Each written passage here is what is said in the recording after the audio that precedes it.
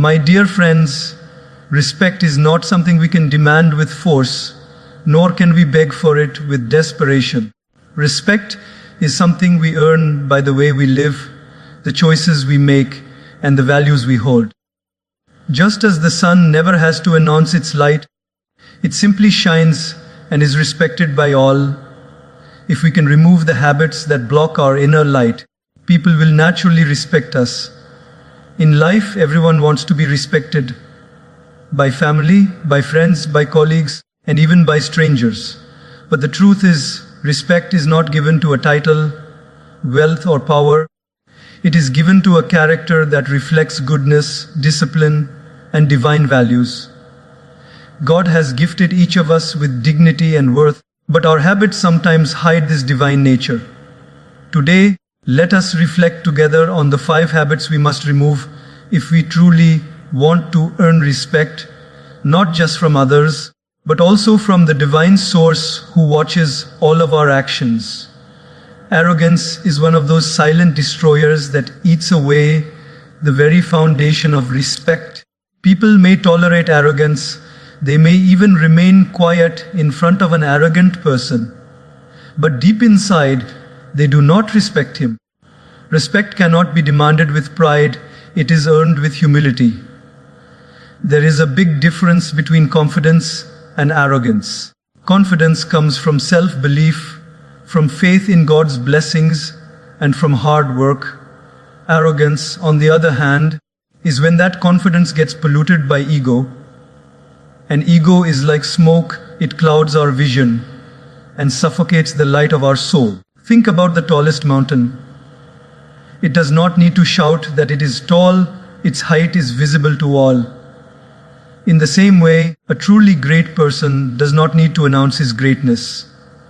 His actions, his words, his behavior, all speak louder than any claim. But arrogance makes people feel the need to prove themselves, to constantly compare, to constantly dominate.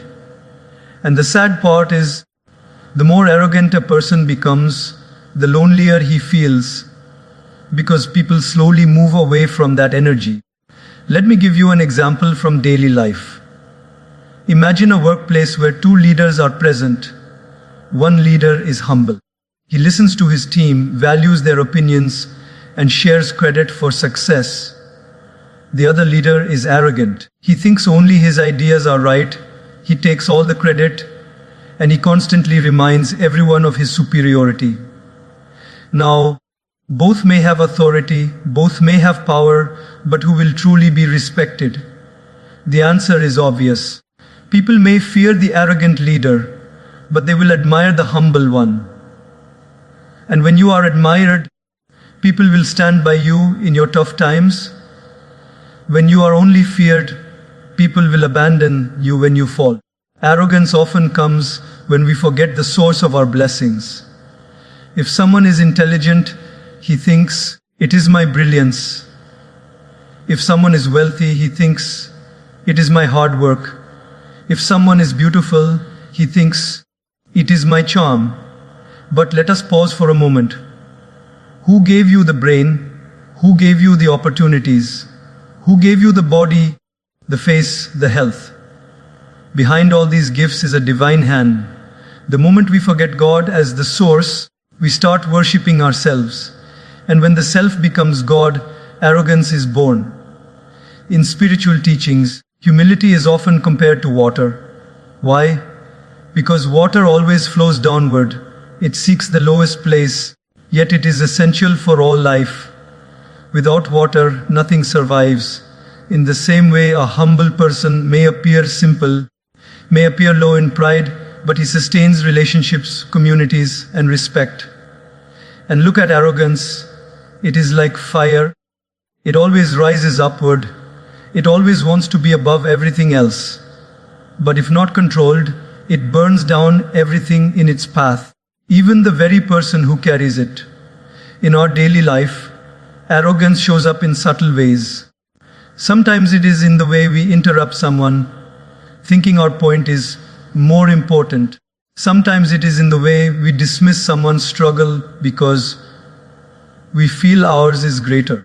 Sometimes it is in the way we look down on people who have less money, less education, or less status than us. But remember, every person is fighting a battle we cannot see. Every person has a dignity given by God. When we fail to honor that, we not only lose respect from others, but also from within ourselves. I once heard a story about a successful businessman who was extremely arrogant. He would walk into a room and expect everyone to stand up. He would boast about his wealth and insult those who had less. One day, a financial crisis struck. His business collapsed. The same people who used to surround him disappeared. He realized in those lonely moments that what he thought was respect was actually fear. And fear vanishes the moment power is gone. Respect, on the other hand, stays even when power disappears, because it is rooted in love, not fear. So how do we remove arrogance? The first step is gratitude. Every day remind yourself, I am not the source of my blessings, I am the receiver. Just as the moon does not create its own light, but reflects the sun, we too are simply reflecting the gifts of God. The second step is to practice listening. Truly listening to others makes us realize that wisdom is not monopolized by us. Every person has something to teach. And the third step is service. When you bend down to serve, arrogance has no place to stand. Think, there is a saying, small minds talk about people, average minds talk about events, and great minds talk about ideas. When our conversations are filled with gossip and unnecessary criticism, we shrink our own value in the eyes of others. People may laugh with us in the moment, but that they do not walk away respecting us. Why? Because deep down, everyone knows that if we can gossip about others in their absence, we can also gossip about them when they are not around. Respect is never earned through gossip. It is lost. Gossip and criticism are like polluted air. If we inhale it constantly, our mind becomes toxic.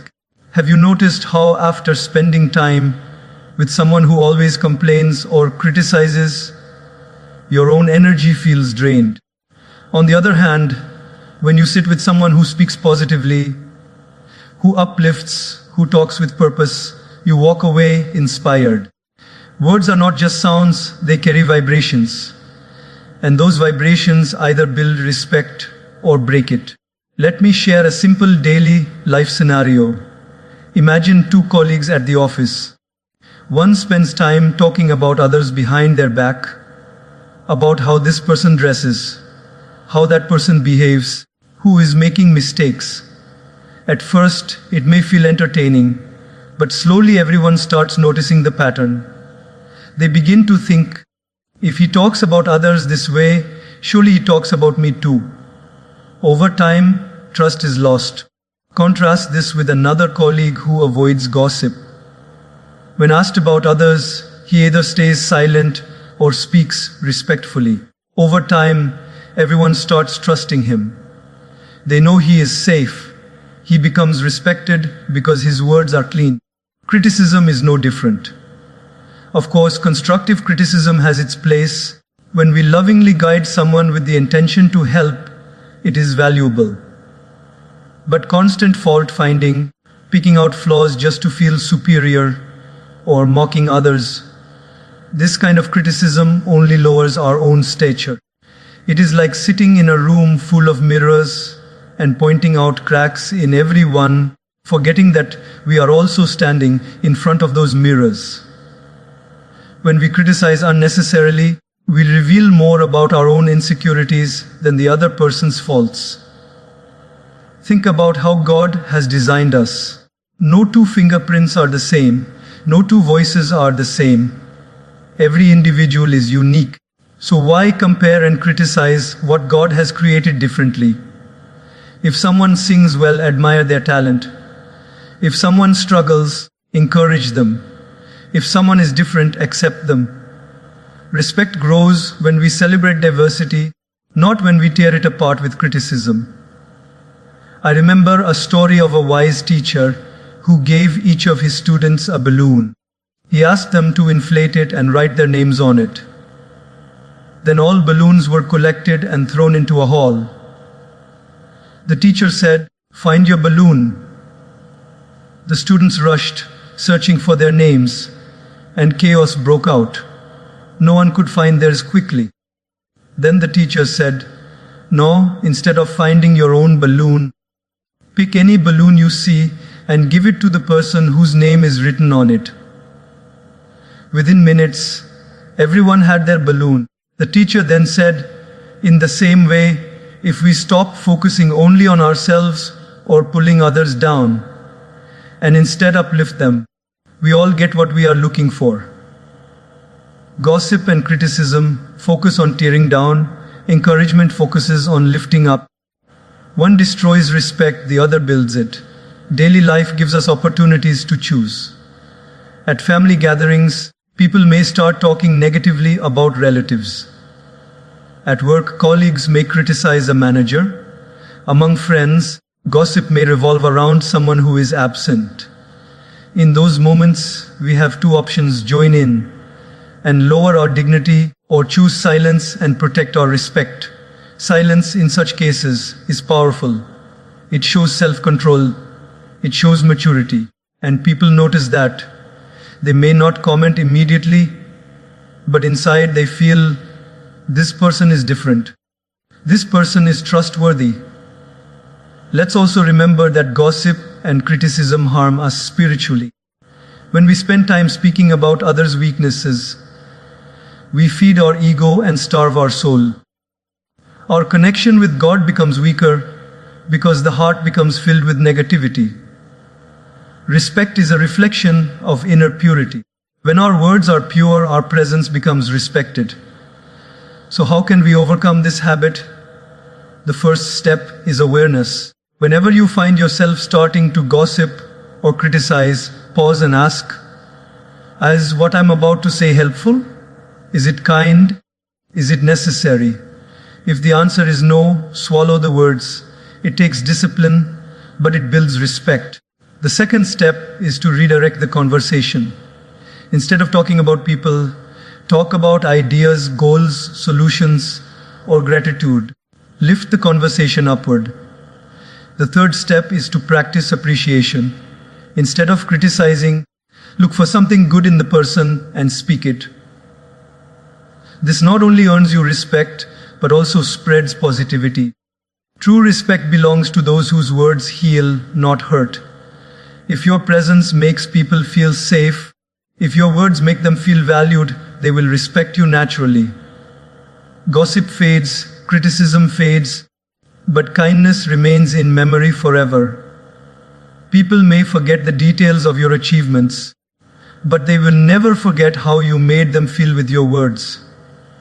Therefore, remove the habit of gossiping and criticizing, because every time you choose silence over negativity, encouragement over fault, finding and respect over ridicule, you elevate yourself, and respect, like a shadow, will follow you wherever you go.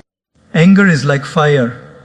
A little flame can give warmth, cook food, and provide light. But when that same fire becomes uncontrolled, it burns the house down. In the same way, anger in its raw form is just an emotion. But when we allow it to dominate our reactions, it destroys peace, relationships, and most importantly, respect. People may fear an angry person, but they rarely respect him. True respect comes not from raising your voice, but from raising your level of calmness. Have you noticed how in moments of anger, we say things we later regret? The words slip out like arrows, and once they are released, they cannot be taken back. The wound caused by harsh words is often deeper than the wound caused by a knife. A knife cuts the body, but words cut the heart. A scar on the body may fade with time, but scars on the heart can last a lifetime. That is why controlling anger is one of the greatest strengths a human being can develop.